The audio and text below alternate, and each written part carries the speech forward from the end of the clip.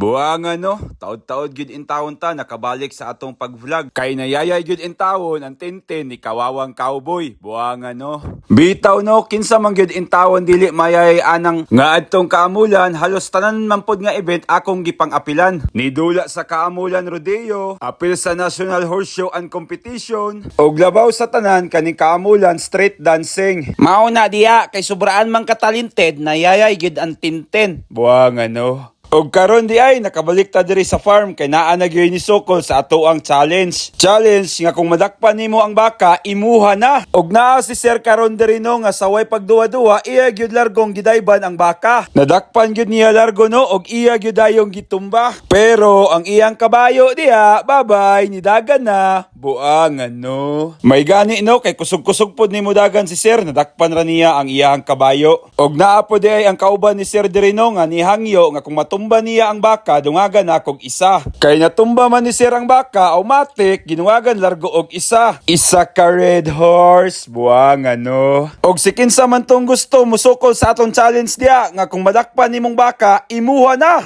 Ayaw lang yun mo pasapon sa tag-iya, buang ano.